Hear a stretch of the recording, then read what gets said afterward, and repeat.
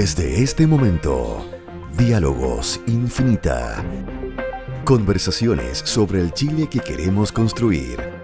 Por la 100.1 con Connie Stipicic. Una presentación de Banchile Inversiones. Soluciones digitales para acompañar tus decisiones. ¿Cómo están ustedes? Muy bienvenidos. Abrimos acá nuestros Diálogos Infinita. En esta oportunidad y de aquí al próximo viernes 23, en la previa del plebiscito constituyente, enfocado justamente en eso, en el proceso que debiera iniciar el país en caso de ganar efectivamente la opción del apruebo. Tenemos programados, ¿verdad?, capítulos de conversación súper interesantes para abordar cada uno de los desafíos que impone justamente este proceso que está a puertas de concretarse. Vamos a partir hoy día conversando sobre cómo se escribe una constitución, el origen y la creación de la actual constitución, nuestra tradición histórica también, cuánto pesa esa tradición. ¿Debe partir de una hoja en blanco? ¿Qué significa una hoja en blanco? ¿Qué debiéramos conservar como base de la nueva constitución? ¿Qué rescatar de esa tradición? ¿Qué debiéramos agregar que ahora no está? ¿Cuáles son las experiencias internacionales? Bueno, ese es el menú para conversar sobre cómo se escribe una constitución. Y en este caso, el diálogo será junto a tres reconocidos actores de este debate nacional. Estamos juntos, vamos a partir por las mujeres como corresponde. Miriam Enríquez, que es la decana de Derecho de la Universidad Alberto Hurtado.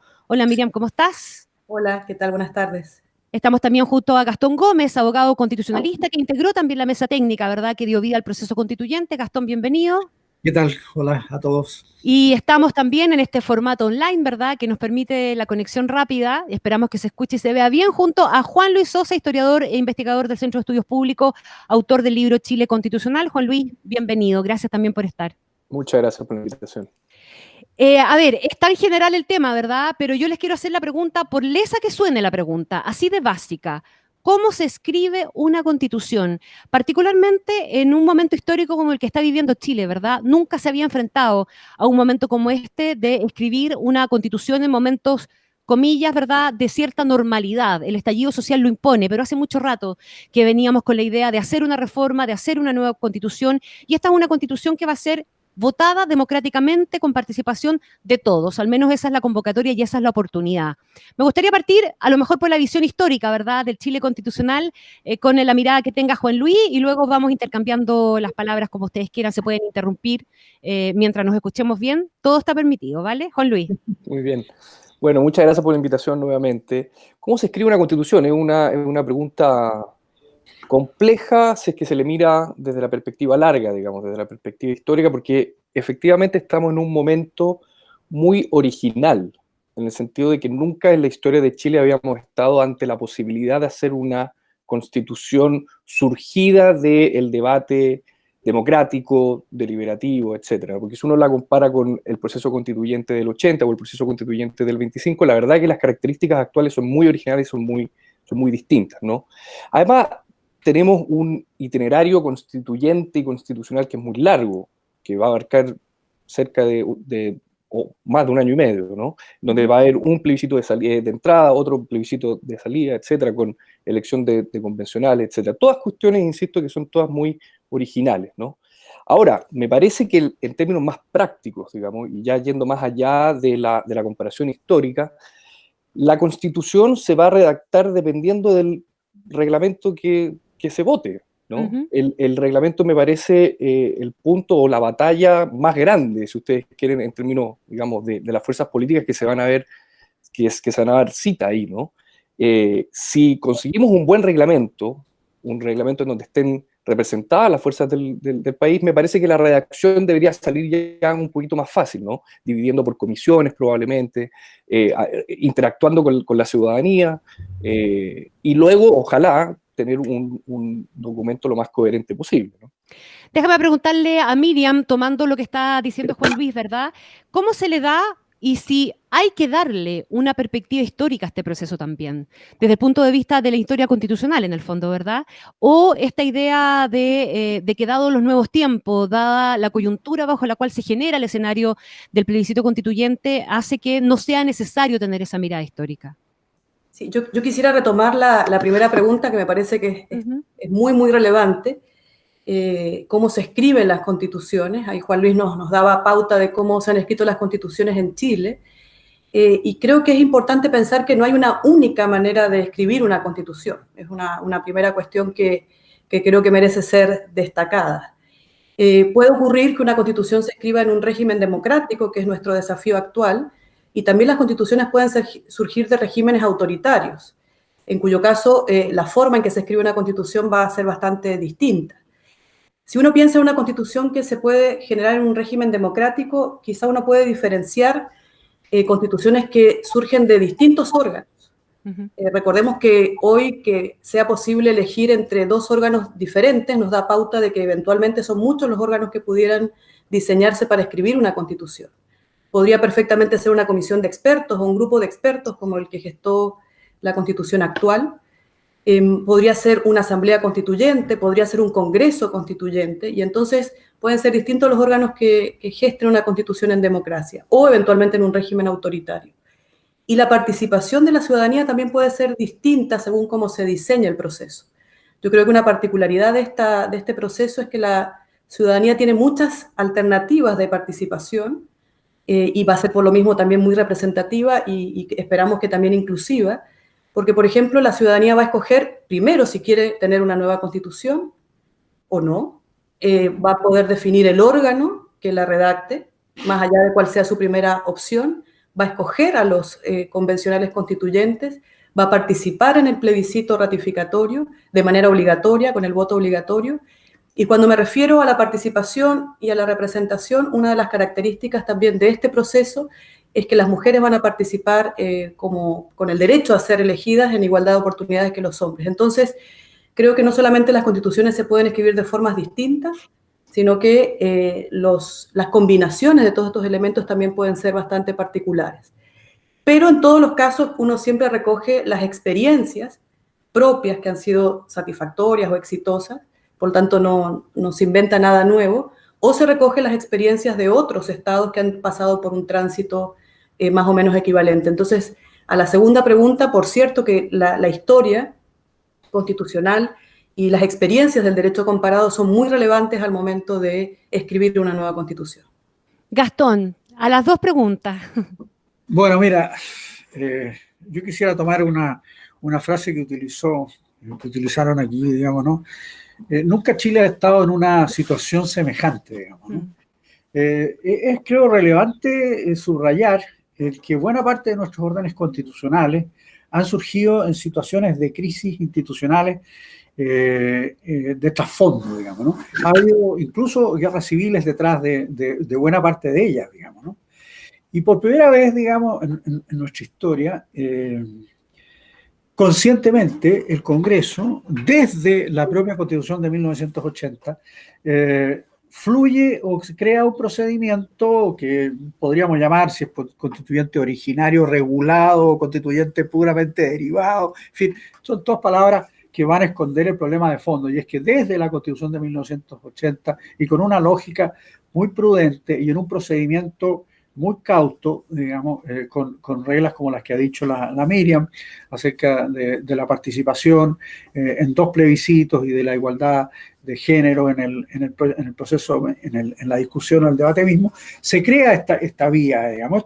Esto es bien inaudito en nuestra historia constitucional, digamos, ¿no? Y si bien en el derecho comparado tú tienes algunos países donde hay estas fórmulas, digamos, de revisión íntegra de la Constitución, ¿no? La verdad es que en general los países transitan poco por esa vía, digamos, y prefieren más bien las fórmulas de las reformas, aunque esas reformas sean intensas, digamos, pero prefieren más las reformas porque esto de sentar en este caso una convención de 155 personas que se van a conocer ahí, digamos, que además va a ser un proceso surgido desde unas elecciones donde va a coexistir la elección de gobernadores, de alcaldes, de consejeros y de convencionales. Va a ser una elección bastante confusa. Probablemente esas 155 personas o las 86 se van a topar ahí por primera vez, digamos, ¿no? Y eso naturalmente va a generar una dinámica propia que no conocemos mucho ni podemos anticipar. El reglamento va a ser muy decisivo, sin ninguna duda, digamos, ¿no?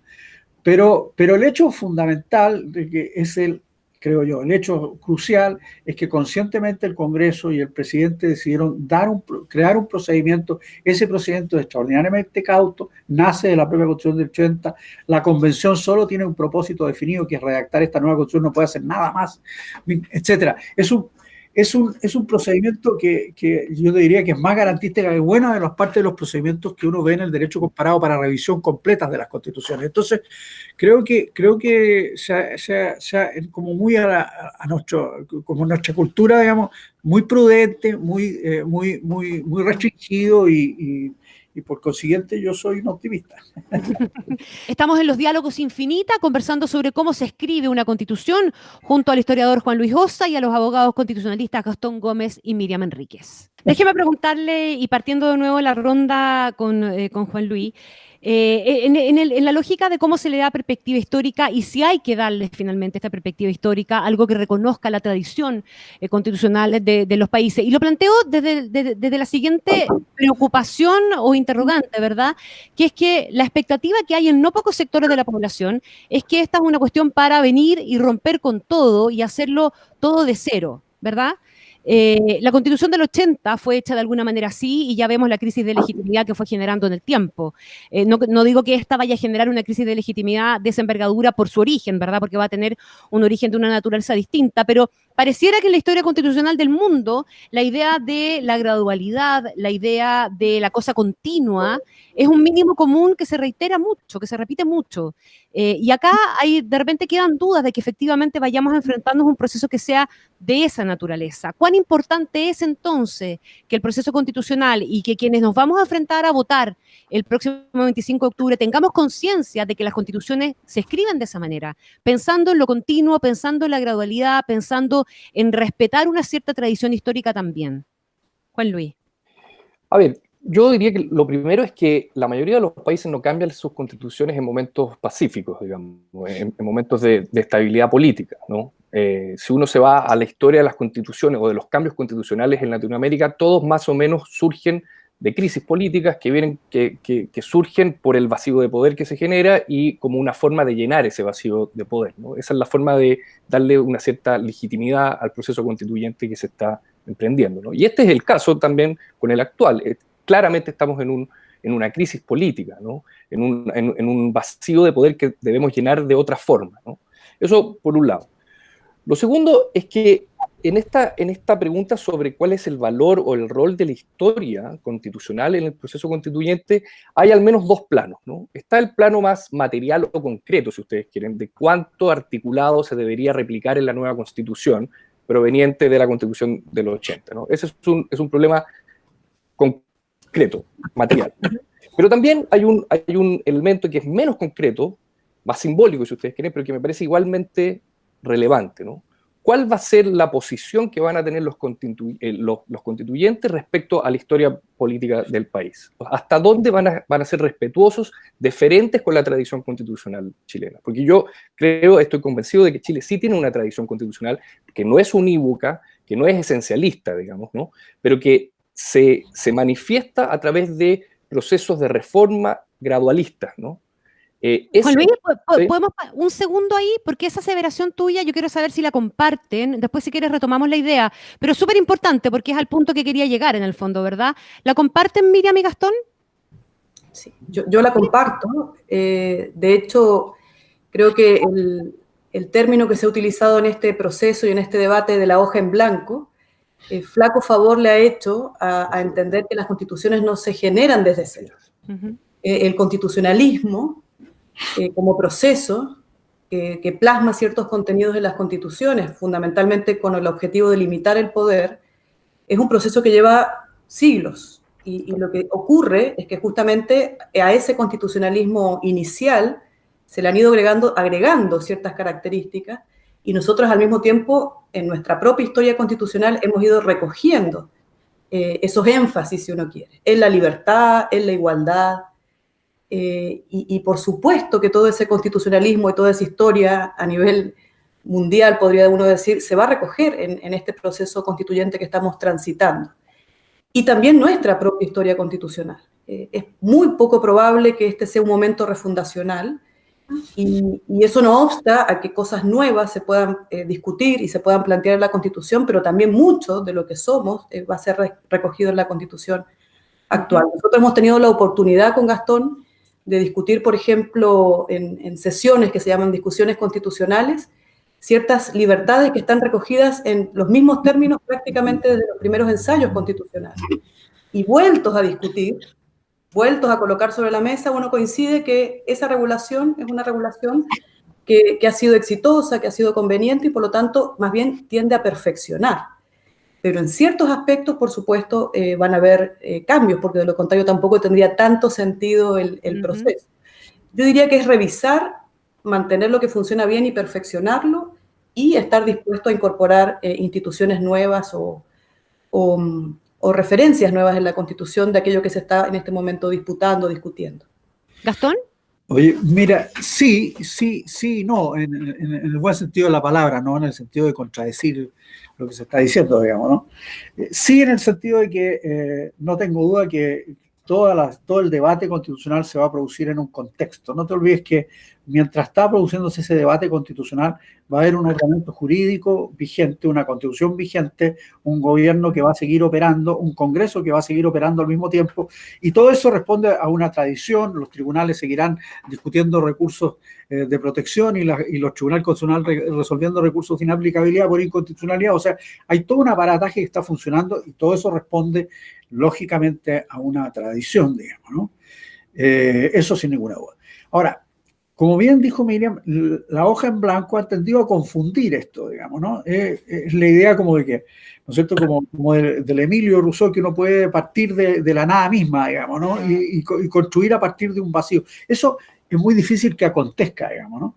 Es prácticamente imposible porque todos los seres humanos pensamos en un determinado contexto, tenemos una cierta lenguaje y condicionantes históricas sobre las cuales estamos funcionando, para que todo eso va a estar en el debate sin ninguna duda y va a morigerar las convicciones y los intentos de cambio. Pero también quisiera subrayar que es necesario algunos cambios, digamos. Entonces, quisiera pensar que esos cambios, ¿no es cierto?, van a tener la lectura de la experiencia y de la inteligencia que la tradición nos pueda aportar.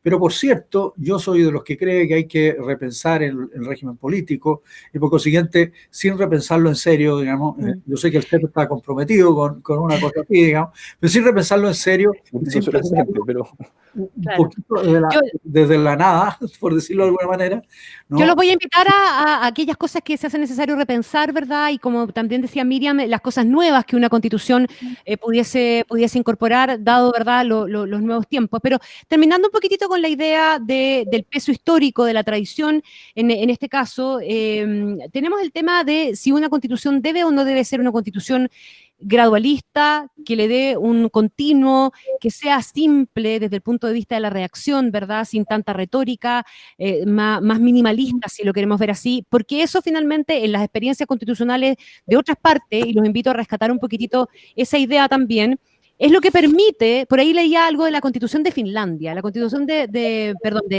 Filadelfia, no la de Finlandia, la Constitución de Filadelfia, que es una constitución escrita, pero casi como que flota sola en el fondo, ¿verdad? Y que abre un espacio gigantesco para la inclusión del Estado, de derechos sociales y de un montón de cosas que muchos quieren colocar como lista dentro de la propia Constitución, pero que hay estados que han tenido muchos inconvenientes y experiencias relativamente recientes, Brasil, Colombia, que terminan judicializando las cosas. Entonces, en esa lógica gradualista y continua que parece ser de la esencia de la tradición constitucional, no solamente de Chile, sino que de los países democráticos y exitosos, ¿cuánto de eso creen ustedes está bien instalado en la lógica de cómo debe inscribirse una Constitución?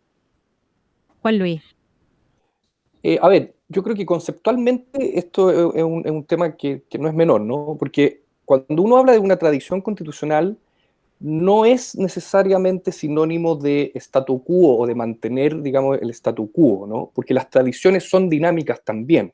Lo que ocurre es que la tradición, lo que no es una tradición, es revolucionaria o refundacional, porque tiene una larga historia que considera, digamos, un pacto entre los muertos, los vivos y los que están por nacer, siguiendo la clásica definición burkeana, ¿no?, de la tradición. Es en ese sentido que la tradición no es revolucionaria, pero insisto, esto no quiere decir que sea estática. ¿no? Entonces, cuando nos enfrentemos al proceso constituyente, ¿vamos a considerar la tradición constitucional? Sí, de hecho sí. De hecho, ya hay algunos aspectos que están señalados por escritos que la próxima constitución tiene que respetar. Por ejemplo, que Chile es una república democrática, tiene que respetar los tratados vigentes, que la soberanía reside en la nación. Todas cuestiones que tienen más de 2 siglos de historia, ¿no? O sea, los constituyentes no van a poder decidir de la noche a la mañana que vamos a hacer una monarquía, por decirlo de alguna forma, ¿no? Y eso surge desde la larga tradición republicana constitucional que está al menos desde 1828 en las constituciones del país, ¿no? ¿Quiere decir eso que no vamos a cambiar muchas cosas? Sí, por supuesto que lo vamos a tener que cambiar. La pregunta es si el espíritu de esos cambios van a ser refundacionales y por lo tanto revolucionarios, o van a seguir un canon gradual. Yo tiendo a pensar yo creo que es mejor hacerlo gradualmente, estando a favor de una nueva constitución, ¿no? Porque estar a favor de una nueva constitución no quiere decir estar a favor de un nuevo pacto completamente surgido de la nada. De acuerdo. ¿No? Miriam, sí, Gastón. Que quería agregar a lo que están diciendo, y es que las constituciones en nuestro país han surgido de la imposición, digamos, ¿no? Y en la imposición normalmente situaciones de crisis muy fuertes, digamos, ¿no? Es decir, la Constitución del 33 fruto de la batalla y la guerra civil, la del 91 la interpretación conservadora y así sucesivamente para no aburrir a otros. Y la Constitución de 1980 es también fruto de la imposición, y la del 89, para decirlo de otra manera, digamos, fruto de una negociación, pero en la que las claves estaban, por decirlo de alguna manera, marcadas. Pero esta va a ser una negociación abierta, y por primera vez en la historia va a poder hacer un pacto político de fondo sobre las instituciones fundamentales del país. Y eso es crucialmente distinto desde el punto de vista de la legitimidad y del punto de vista de lo que se pueda impulsar, ¿no? No tengo ninguna duda que nuestra tradición constitucional racional, o sea, pasada por el tamiz de la inteligencia y del debate, pueda iluminarnos mucho. Yo tengo la impresión, por ejemplo, que desde esa perspectiva, si vamos a tener un régimen presidencial, es muy difícil que no tengamos un tribunal constitucional que resuelva los conflictos entre el Congreso y el presidente, porque sería una tontera repetir las malas experiencias que ha habido en el pasado. Digamos, la experiencia nos dice que cuando hay un conflicto, cuando hay un sistema presidencial, lo lógico es tener un mecanismo de solución de los conflictos. Entonces, yo tengo la impresión, digamos, que hay una muy espléndida oportunidad, digamos, y que este proceso constitucional nos da esa oportunidad, digamos, ¿no? Ahora, ¿qué va a ser gradualista o no? ¿Hasta dónde va a llegar, digamos? Yo no me creo mucho el cuento de las constituciones minimalistas, a pesar de que un buen amigo mío las propugna en cada tipo, digamos, ¿no? Cheche García, ¿no? Tú también lo conoces, o lo conoces todos. Claro. Yo no soy muy partidario. Mañana va a estar Cheche con nosotros. Imagínate. No soy muy de acuerdo en eso. Las constituciones tienen que tener lo que tienen que tener, digamos, de acuerdo a los pactos políticos que son. A propósito de lo que tienen que tener y en esta lógica, Miriam, independiente de si te quieres sumar con alguna apreciación a lo que estaban diciendo, pero me encantaría preguntarte algo que es también una pregunta súper básica, así como el cómo se escribe una constitución, tan básica como esa es, ¿qué tan determinante es una constitución para la vida de las personas? Perfecto. Yo voy a retomar un punto de lo que se estaba discutiendo recién. Si interpreto bien a Juan Luis, yo coincido en que recoger la historia, nuestra tradición y las experiencias comparadas no es incompatible con discutir nuevos contenidos para esta Constitución. De lo contrario, no tendría sentido el ejercicio que estamos realizando. Exacto. Y en ese aspecto, la hoja en blanco o la denominación, creo que, insisto, no le hace bien al entendimiento de lo que vamos a hacer, porque se entiende que comenzamos desde cero. Yo creo que la hoja en blanco nos lleva a pensar que en realidad lo que está ocurriendo es que para este debate, como lo decía Gastón, no estamos constreñidos a hacerlo a partir del texto constitucional actual. Creo que hay un cambio de punto de partida que es bien importante, es decir, lo vamos a considerar, pero no estamos obligados hacer los cambios en base a esta Constitución, porque de lo contrario no sería nueva, sería más bien un proceso de reforma constitucional. Yo creo que los aspectos nuevos, sin perjuicio de que también creo que hay que hacer un cambio al régimen político, la ciudadanía los demanda en otros ámbitos. La ciudadanía tiene las expectativas más colocadas, por ejemplo, en los derechos, y eso me conecta con la pregunta, la última pregunta. La ciudadanía estima con el proceso que esta es una oportunidad para que ciertas demandas sociales, vinculadas, por ejemplo, con la educación, con la seguridad social, con el medio ambiente, con el agua y etcétera, pueden ser recogidos en una nueva constitución para mejorar la vida de las personas. Entonces, yo creo que el espacio de mayor, digamos, expectativa de lo que una constitución puede o no puede hacer, más que en el régimen político, porque yo creo que es una discusión innecesaria, indispensable, va a ser a propósito de los derechos fundamentales. Y es allí donde eventualmente se van a producir las principales tensiones, porque hay altas expectativas de la ciudadanía en torno a los cambios posibles y lo que una constitución puede hacer. En mi opinión, la constitución puede favorecer esos cambios. O sea, es probable que la constitución no vaya a suponer en sí misma los cambios, pero sí es una oportunidad para que la constitución favorezca o permita los cambios que eventualmente la constitución actual no ha hecho posible. Ya, y eso desde el punto de vista de cómo se escribe la Constitución, ¿cómo se logra? Se lo pregunto a los tres, a lo mejor tú, Miriam, quieres seguir con la respuesta, ¿verdad? Porque hemos visto experiencias de otros países, insisto, que ha hecho listas de derechos y eso ha sido un inconveniente institucional finalmente, ¿verdad? Lo que pasa es que América Latina es un continente de literatos, digamos, ¿no? Entonces somos extraordinarios para redactar, digamos, ¿no? Y para hacer grandes discursos, digamos, ¿no? Pero claro, una constitución no es un bonito discurso, digamos, es una cuestión técnica muy precisa. Y en materia de derechos fundamentales, como bien decía la Miriam, es una cuestión aún más precisa, digamos, dada la apertura que desde el punto de vista de las palabras, ¿no? Tiene una estructura de derechos, digamos, ¿no? La precisión con la que se redacta y se escoge es un factor determinante. Y luego, el segundo factor determinante en una redacción de derechos de esa naturaleza tiene que ver con el balance, digamos, ¿no? Una constitución que consagra, por ejemplo, un alto contenido de derechos económicos sociales, pero que no tiene un balance correcto en materia de libertades y debido proceso y otras garantías, es una constitución desequilibrada, digamos, ¿no? No es lo que quiero decirte es que la experiencia comparada demuestra, por ejemplo, para ponerte un solo ejemplo, si uno mira buena parte del populismo europeo de posguerra, uno advierte un equilibrio sensato entre qué. No se reconocen derechos económicos sociales salvo uno, en la Constitución alemana, en la Constitución italiana, en la española, digamos, ¿no? En la sueca. No se reconocen, pero sí se dice que es un Estado democrático y social de derecho, digamos. Ese balance significa que el legislador tiene un enorme poder o un enorme espacio para regular derechos económicos sociales, digamos, ¿no? La tendencia que tú mencionabas en América Latina, esta tendencia más literaria, es considerar los derechos, considerar un Estado democrático, social y de derecho, un largo catálogo de derechos que todos sabemos que en materia de derechos económicos sociales y de derechos a secas es difícil de realizar, digamos, ¿no? Y un cierto desajuste con la realidad vía de transformarlos en acciones de garantía que los ciudadanos pueden ejercer ante el Poder Judicial y que generan enormes dificultades. Entonces, digamos, el balance, la sensatez y la inteligencia con la que tú, junto con establecer, por ejemplo, algunos tipos de derechos económicos sociales, establezca derechos de los contribuyentes, equilibrios en materia de desarrollo de la actividad económica, otros equilibrios en materia de debido proceso. Ese equilibrio es porque estas no son compartimentos estancos, entonces hay una necesidad de un buen juicio en la ponderación de los derechos que vamos a ver si se aparece. Y coincidimos en que por ahí vienen buena parte de las aprensiones que hay respecto de los alcances de una nueva constitución, ¿o no? Claro, sin ninguna duda. Estamos en los Diálogos Infinita conversando sobre cómo se escribe una constitución junto al historiador Juan Luis Ossa y a los abogados constitucionalistas Gastón Gómez y Miriam Enríquez. Siguiendo con la línea, perdón, Miriam, siguiendo con la línea de Gastón, que me encontré interesante la frase que usaste, un continente de literatos, ¿no? Que es otra forma de decir que es un continente muy constructivista, que le asigna demasiada fe finalmente a la ley positiva, ¿no? A lo que queda por escrito, como si por el hecho de estar por escrito ello considera una realidad o fuera garantía de una realidad, ¿no?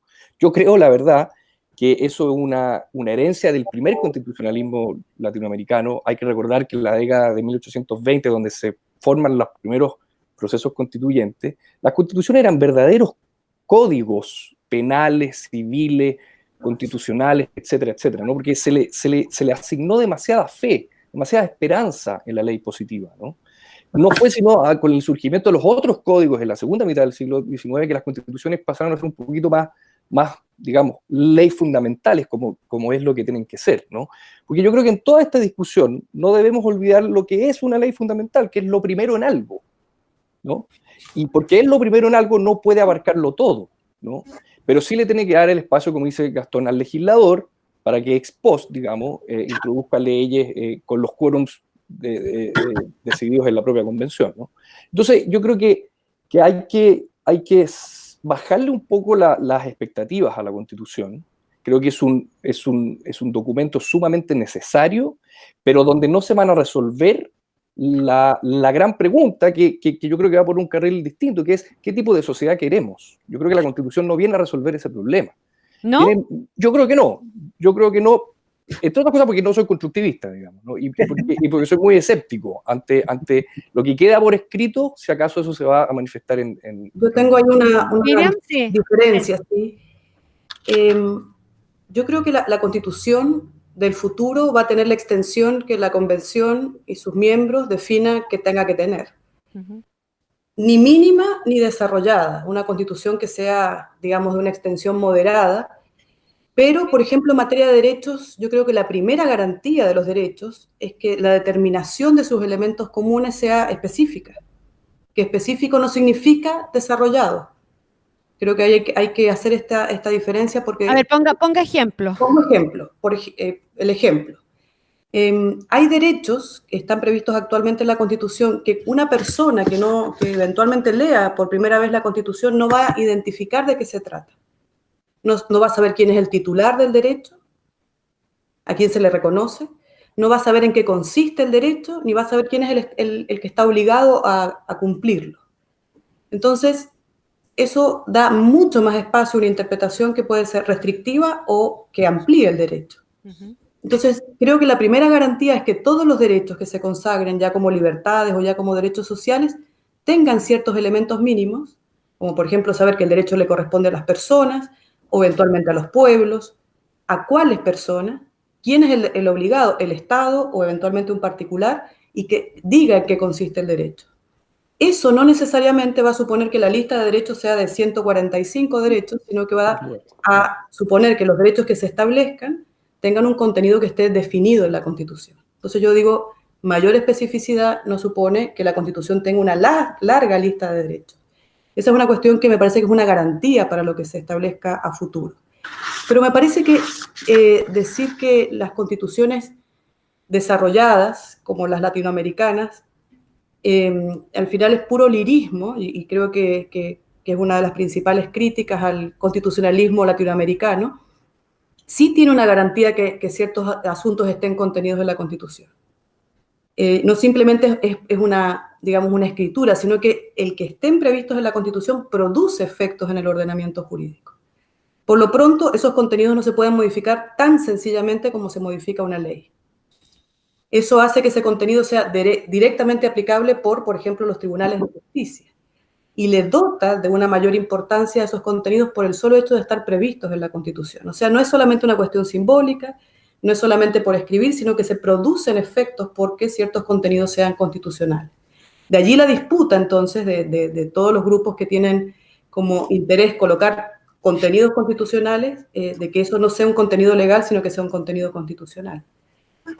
No da lo mismo, quiero decir con esto, que algún asunto esté regulado en la ley o esté regulado en la Constitución. Connie, volvamos a lo que está. No, lo que dice Miriam es verdad, pero por cierto es complejo que las constituciones expresen demasiado que no pueden cumplir, digamos. A mí me preocupa la idea de que una constitución pueda contener todo tipo de aspiraciones, digamos, y que se transforme en una especie de árbol de Pascua de gente bien intencionada, digamos, que quiere satisfacer sus ideales máximos en una constitución. En general, las constituciones no diseñan los ideales máximos de la ciudadanía, digamos, ¿no? Son pactos políticos complejos de construir, digamos, ¿no? Y ahí la clave, en parte, yo creo que esa es la clave, también lo hemos planteado con la Miriam ya en nuestros seminarios, digamos, y es que la gente entienda una cosa muy compleja, y es que la técnica de los derechos fundamentales, por ejemplo, la técnica de colocar derechos fundamentales en una constitución es una técnica muy precisa y muy compleja, que supone, por ejemplo, la mirada de titularidad, pero supone los supuestos de hecho en los que se aplica el derecho, supone los límites internos y externos del derecho, supone los tipos de garantías que se aplican, supone el rol, el rol del Estado. Entonces, cuando tú me dices, bueno, vamos a poner un conjunto de derechos, sí, digamos, ¿no? Pero por favor, precisemos bien la tecnología, digamos, ¿no? Ya, eso me motiva otra pregunta, que se la puedo hacer para partir a Juan Luis o la toma el que quiera, pero de escucharlos, digamos, y bueno, y cómo se escribe una constitución y quién escribe una constitución entonces, porque he leído un montón de opiniones distintas, ¿verdad? Que mientras más representante de la ciudadanía sea mejor, y otros que dicen, no, una constitución la tienen que escribir versados en derecho público, versados o expertos de administración pública, etcétera. ¿Quién debe escribir una constitución entonces para que esa cosa fina, delicada, etcétera, difícil, técnica, en definitiva, que por lo que les estoy escuchando requiere una experiencia, quede bien plasmada? ¿Quién recoge?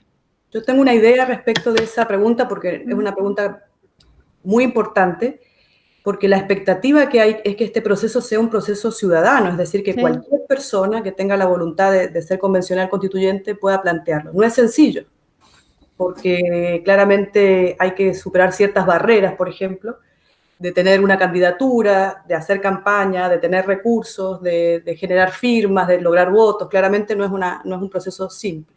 Pero no hay limitaciones para que alguien que tenga la voluntad pueda ser parte de este proceso. Yo me imagino que cualquier persona puede redactar una constitución, digamos, en diálogo, en comunidad con otras. Lo que no obsta a que claramente esas personas que toman las decisiones fundamentales o las acuerdan estén asesorados o apoyados por técnicos, que no es lo mismo que sean los técnicos que redacten la constitución. Entonces ahí surge con importancia ir delimitando cuál va a ser el rol, por ejemplo, de la Secretaría Técnica que se prevé como parte del proceso. Sí, claro. ¿Quiénes la van a integrar? ¿Cómo van a conformarse? ¿A cuántos van a asesorar? ¿Si al conjunto o a cada uno? Porque en definitiva este proceso no debe ser escrito por expertos, pero sí tiene que haber una asesoría de expertos para que el texto en esa precisión que decía Gastón pueda lograrse. En la lógica histórica, Juan Luis, uno de los reclamos que está instalado es que las constituciones en Chile siempre las ha escrito la élite, ¿verdad? Y que esa es una de las cosas que se quiere quebrar hoy día. A ver, varias cosas. Una, que la pretensión sea que esta constitución no esté escrita por expertos no quiere decir que los expertos no puedan también participar de su escritura, no solo como miembros de la Secretaría Técnica, sino también como convencionales, ¿no? O sea, al igual como un ciudadano común y corriente puede postular a la convención, un experto también lo podrá hacer, ¿no? Eso una cosa. Un segundo punto es que así como la historia intelectual suele ir por un tiempo distinto a la historia de la política, la historia intelectual es más pausada que la historia de la praxis política, me parece que en este debate también vamos a tener que intentar coordinar que lo intelectual, lo lírico, siguiendo la tesis de Gastón, sea más o menos, digamos, vaya en el mismo carril que el tiempo de la política, porque de otra forma vamos a prometer muchas cosas que luego no se van a cumplir por un tema presupuestario, por ejemplo, ¿no? Porque podríamos garantizar una serie de derechos que luego no puedan ser garantizados en los hechos por un tema eminentemente político, ¿no? Entonces lo intelectual y la praxis política las vamos a tener que de alguna forma congeniar, ¿no? Y en tercer lugar, yo hoy día hablaba con el Cheche García en la mañana, que sabe muchísimo más que yo de estas cosas, pero me parece que, yendo más como a la pregunta práctica del funcionamiento de la convención, ¿no? Me parece que dividir la convención en comisiones y que éstas produzcan posibles capítulos de la Constitución podría ser una buena idea. Que esos capítulos surjan de las comisiones conformadas por 9 personas, formen un borrador y luego ese borrador de capítulos se vote en sala por los 2/3, ¿no?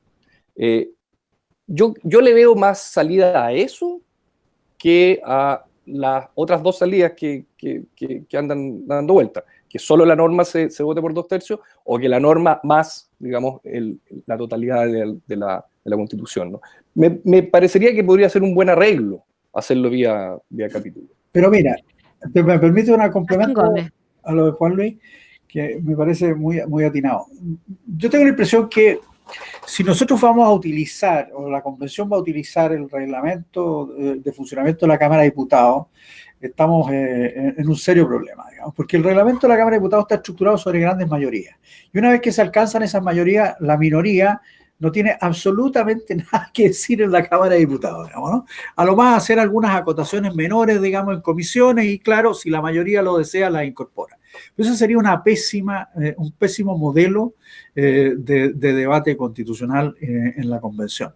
Probablemente el otro modelo, digamos, que sería muy difícil de aceptar sería un modelo, digamos, en el que solo se discute al comenzar, se aprueba todo al comenzar, un solo índice, y luego abandonamos todo el tema y salga la constitución que salga, digamos, ¿no? Ese también parece que es un modelo descabellado, digamos, ¿no? Pero al mismo tiempo hay que darle, en un modelo alternativo, hay que darle posibilidades a que el debate, la genuina intercambio de ideas y de experiencias, aporte a la construcción de soluciones distintas. Y en ese sentido, tal vez, como dice Juan Luis, lo ideal sería buscar fórmulas semejantes a comisiones, incluso paritarias, digamos, ¿no? Comisiones o sea, que haya un genuino debate paritaria y donde la mayoría al final se construyan sobre la base de la persuasión, por ejemplo. Digamos. Fíjate que la comisión política, nosotros 7 y 7, ¿no? Y todo se aprobó por unanimidad absolutamente, digamos, ¿no? No hubo nunca de diferencias y creo que nadie quedó defraudado con el resultado final, ni un lado ni otro. Entonces, yo tengo la impresión de que hay que buscar fórmulas inteligentes para abrir, por una parte, el espacio a la experiencia y a las ideas nuevas, y por otra, a la necesaria coherencia. ¿No les inquieta?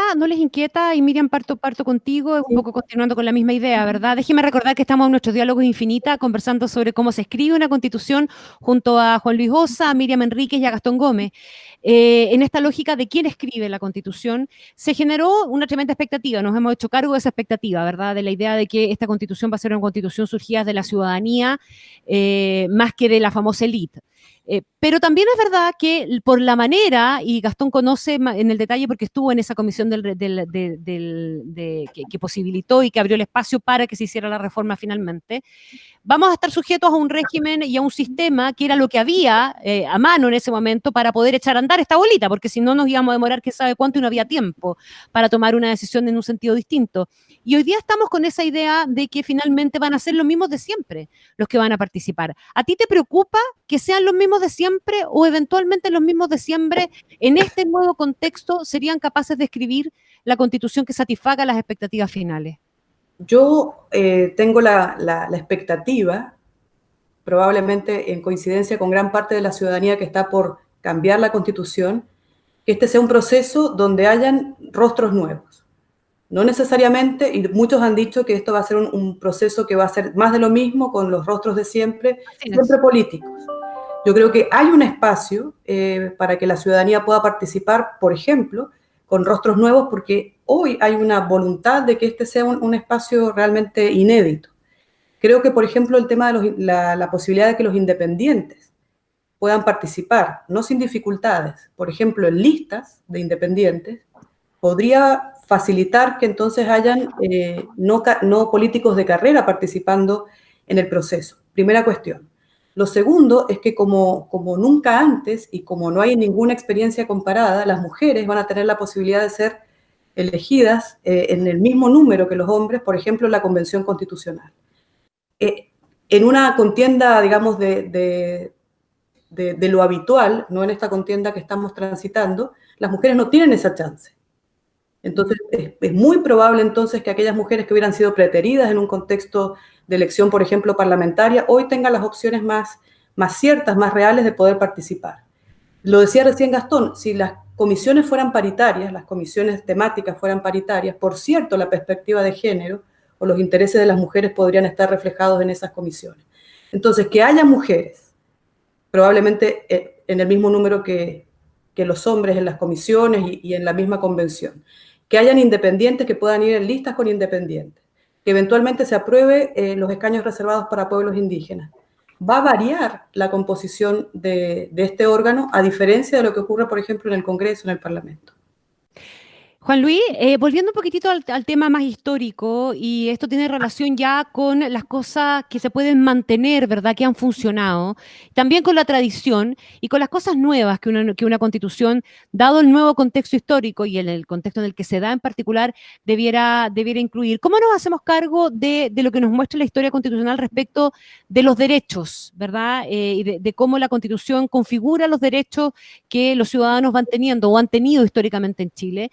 Y cómo se van incluyendo en esa revisión histórica, cómo una constitución tras otra han ido haciéndose cargo del contexto del momento en el que se reformó, se rehizo, se reescribió e incorporó las nuevas demandas. Esa es una perspectiva que puede ser interesante traer al día de hoy. Claro, el contexto de hoy es especial, pero el que hubo en cada oportunidad en que tuvimos nuevas constituciones también fueron contextos especiales. Sí, yo creo que tu pregunta, que está unida con la pregunta anterior sobre las élites y cuál va a ser el rol de las élites en la redacción de la Constitución, remite a qué entendemos por un régimen democrático, creo yo. Históricamente este país ha tenido un régimen representativo, democrático representativo, ¿no? Siendo nuestros representantes quienes valga la redundancia, nos representan, ¿no?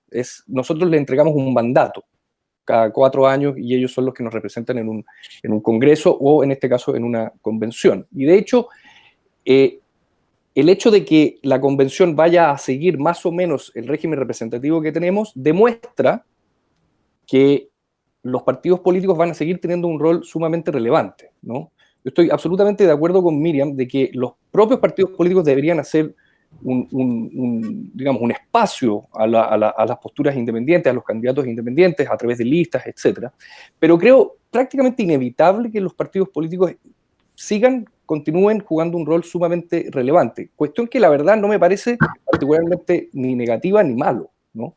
Porque creo que uno de los pilares fundamentales del régimen representativo que yo creo que deberíamos seguir teniendo son los partidos políticos, que están muy mal evaluados, etcétera, pero ello no quiere decir necesariamente que tengan que desaparecer, ¿no? Como tampoco creo que las élites tengan que necesariamente desaparecer, porque todo miembro de la convención que históricamente no haya sido parte de la élite va a pasar a ser parte de la élite. Porque ser uno de 155 personas que van a redactar la Constitución te transforma inmediatamente en un miembro de la élite, ¿no? Y no es malo que eso ocurra si es que, insisto, el régimen que queremos defender es el representativo. Distinto sería si nos encamináramos a una democracia deliberativa, ¿no? Donde ahí entonces la antigua élite y los partidos políticos tendrían un rol mucho más secundario, ¿no? El problema con la democracia deliberativa, y esta es la gran crítica que se le hace a Habermas y el resto de los deliberativos, digamos, es que tienden esos espacios deliberativos a ser concentrados por una nueva élite, por los más vociferantes, por los más, digamos, articulados, etcétera, ¿no? O sea, ocurre también la posibilidad de que por mucho cambio político en nuestra democracia, terminemos construyendo espacios aún más reducidos de participación política, ¿no? Entonces hay que tener cuidado de hasta dónde vamos a llegar en nuestras críticas al régimen actual y cuál va a ser el rol de los partidos políticos, que yo creo que sin lugar a dudas tienen que reformarse, pero no desaparecer. Sí, yo, si me permiten agregar a la afirmación de Juan Luis, que comparto, los partidos políticos son imprescindibles en una democracia representativa y son imprescindibles, por ejemplo, en las funciones de gobernar, de fiscalizar, de legislar. Pero en este proceso, si bien los partidos políticos, no me cabe duda, van a tener un rol fundamental, la ciudadanía, a través de los independientes, las mujeres en partidos políticos independientes, los pueblos indígenas, en fin, pueden participar del proceso porque el proceso está diseñado bajo esa lógica. Por lo pronto, este objetivo es únicamente el dictar una nueva constitución. Tras ese objetivo, la convención se disuelve. No puede ejercer otras funciones y existen inhabilidades, por ejemplo, en la convención constitucional para aquellos representantes que hayan sido elegidos por el plazo de 1 año. Es decir, el diseño del proceso permite, le da aire para que la ciudadanía pueda participar, porque la ciudadanía que quiera participar no va a estar involucrada en el rol ni de gobernar, ni de legislar, ni de fiscalizar, sino que se va a abocar a generar los contenidos de una nueva constitución y al término de ese mandato la convención se disuelve y entonces vuelven probablemente aquellas personas que pueden ser independientes, académicos, representantes de la sociedad civil a sus funciones habituales. El diseño favorece esa participación. Sí, ¿Gastón? eso estoy de acuerdo. Mira, yo no sé muy bien qué es lo que son los independientes en un proceso constituyente como el que hemos diseñado, digamos, ¿no? No sé. Entiendo que la Pero expresión... espérame, tú ya no militas en RN, ¿no es cierto? No. Tú eres un independiente. Sí, claro, pero no ¿La sé Miriam? qué aporta. ¿Ah? Yo formo parte de Independientes No Neutrales, que es un... ¿Y Juan Luis? Independiente. Aquí totalmente. somos todos independientes. Correcto, pero Pero independiente con convicciones, ¿no? de los partidos, digamos, ¿no? Pero los partidos tienen en las democracias representativas, estoy de acuerdo con Miriam y con Juan Luis, en orden a que si los partidos políticos no pueden ser sustituidos en una democracia representativa, porque los partidos tienen una virtud que ya sugería Rousseau hace mucho tiempo, digamos, ¿no? Los partidos representan una cierta visión global, un balance y un equilibrio de las ideas que los distintos segmentos o sectores no representan, digamos, ¿no? Yo estaba ayer en un asado, un sobrino mío muy inteligente y valioso, que fue parte de una asociación de bicicletas, digamos, quería ir naturalmente a la convención porque quiere que la bicicleta, digamos, pase a ser un espacio fundamental en la convención. Y tiene toda la razón, pero no es solo eso, digamos, ¿no? Entonces hay que tener una visión global, un balance y esas ideas las representan correctamente los partidos en una... Pero los partidos hoy día están en una posición de Perdona, deslegitimidad. déjame preguntarte una cosa. ¿Cómo se expresa su voz un independiente frente al proceso constituyente? ¿Vas a decir yo soy independiente, digamos, del proceso constituyente? Lo veo muy complejo, que en un contexto además como las elecciones que vienen, digamos que son elecciones de gobernadores, alcaldes, concejales. No, sí, lo que yo creo que está en juego, Gastón, es una cuestión, si tú quieres, más simbólica, que tiene que ver con que esta constitución no se nos vaya de las manos en su legitimidad finalmente, ¿verdad? Y que no sea sujeto de cuestionamientos por quienes finalmente la integraron.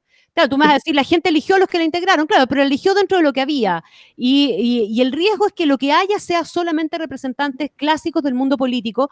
Yo tampoco tengo problemas con los partidos, yo los rescato, me parece que son parte fundamental de la institucionalidad y de una democracia que funciona, pero están en una crisis de legitimidad hoy día. Y no vaya a ser que esa crisis de legitimidad de los partidos arrastre a la constitucional, a la convención. Esa es un poco la aprehensión que está dando vuelta, ¿o no?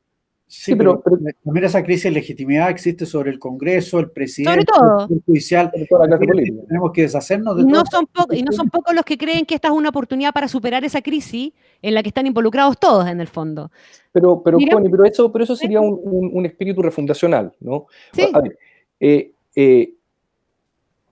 dos cosas. Uno, los independientes, así como en este panel somos todos independientes, tienen todos intereses Sí, claro. concretos. Nadie Y es un por eso que grupo. me gusta tanto cómo le pusieron al grupo, Miriam, ¿no? Independientes, pero no neutrales. Pero no neutrales. Eso ya es una aceptación explícita de que la independencia no es garantía absolutamente de nada, automáticamente, ¿no? O sea, eso es lo primero. Así como la sociedad civil. Todo el mundo habla de la sociedad civil, pero nadie la define, ¿no? No sé si están hablando de Tocqueville y la sociedad civil, de la democracia deliberativa de Habermas, no sé cuál es, a qué se refieren con ello, ¿no? Y insisto, los miembros de la sociedad civil no son prístinos por el hecho de ser independientes o ser miembros de la sociedad civil, ¿no? Entonces, muy probablemente pasen a formar parte de una nueva élite, ellos, ¿no? Y está bien que así sea. Lo que no está bien es esconder esos intereses, ¿no? Hay que explicitarlos porque es la forma de hacer política, me parece. Porque además los independientes no van a formar probablemente una bancada. Lo más probable es que se unan, según la norma que se esté discutiendo, a los partidos políticos. Es lo más probable. Y lo más probable es que vayan a ser los propios partidos políticos los que les den espacio para competir, de otra forma, porque son los distritos que manejan los partidos políticos. Déjenme volver sobre una pregunta porque ya, mire, se nos ha pasado volando el tiempo. Yo quiero ver tener la mirada de ustedes respecto de las cosas nuevas que puede tener una constitución y de cuáles son las cosas que se pueden mantener de lo que hay. Miriam. Yo me quedé pensando en la referencia a los independientes, Sí. prometo que voy a ir a esa pregunta. Yo creo que el proceso constituyente difiere de la política normal. Esa es una cuestión, y en la política normal, digamos habitual, contingente, se requieren los partidos políticos. Yo creo que el proceso está diseñado para que haya espacio para la participación de nuevos actores, los independientes, por ejemplo. Ahora, los independientes no pueden estar desorganizados. Por ejemplo, un solo independiente que quiera participar del proceso difícilmente lo va a lograr. Requiere que los independientes se organicen.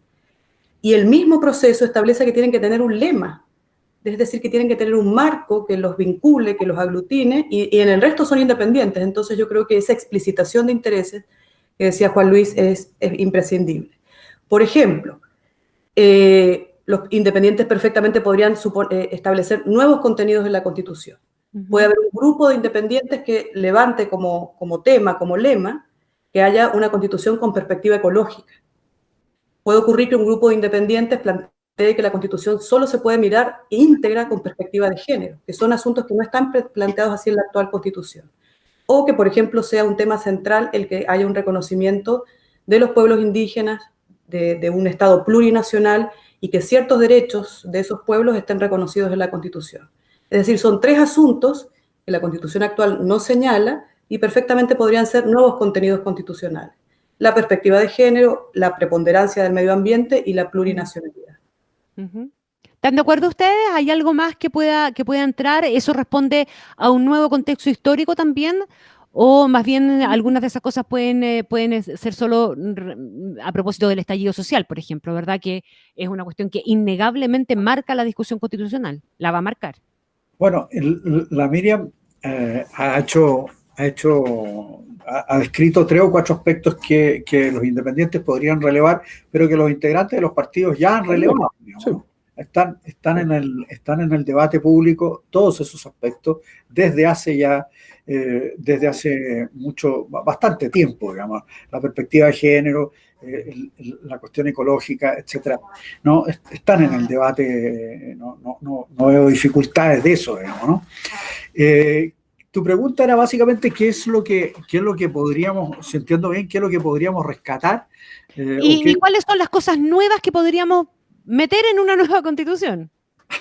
Que son temas constitucionales, digamos, porque la bicicleta de tu sobrino, claro, podemos introducirla de otra manera, garantizándole algún derecho más genérico, si tú quieres, ¿verdad? Pero no me imagino que pongamos la bicicleta en la Constitución. No, yo tampoco, pero a lo mejor las vías por las que andan las bicicletas. Claro. Podemos garantizar la libre circulación, digamos.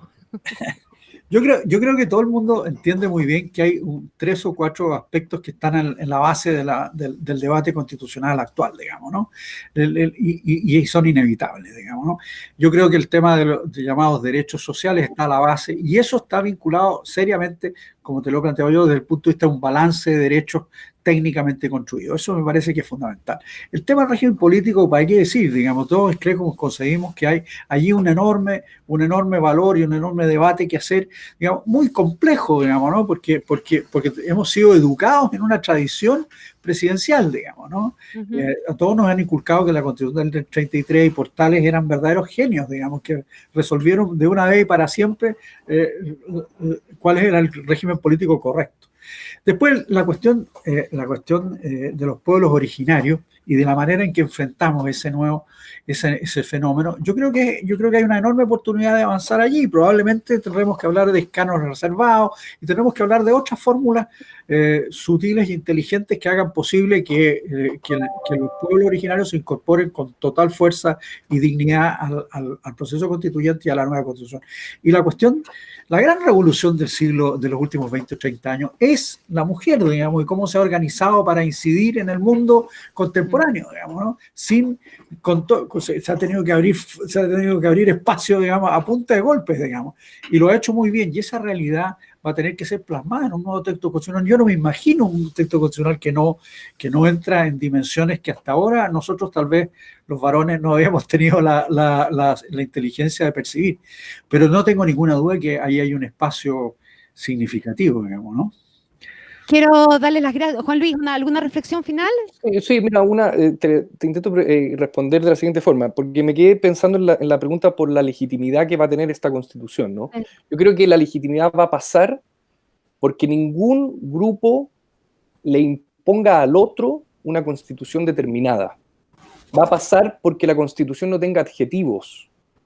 Esto es una Constitución liberal, una Constitución neoliberal, una Constitución socialista. Todos esos adjetivos yo creo que se tienen que guardar en un cajón y pensar más bien que en la negociación política no se esté pensando en la imposición, ni al grupo, ni al adversario, pero tampoco una imposición a las generaciones futuras. En otras palabras, la Constitución no puede quedarse únicamente en la coyuntura, en la discusión actual. Tiene que ser más allá para que la próxima generación no se sienta obligada legítimamente, en ese caso, a cambiarla, intergeneracional. ¿no? Es el pacto intergeneracional, eso es una Constitución, ¿no?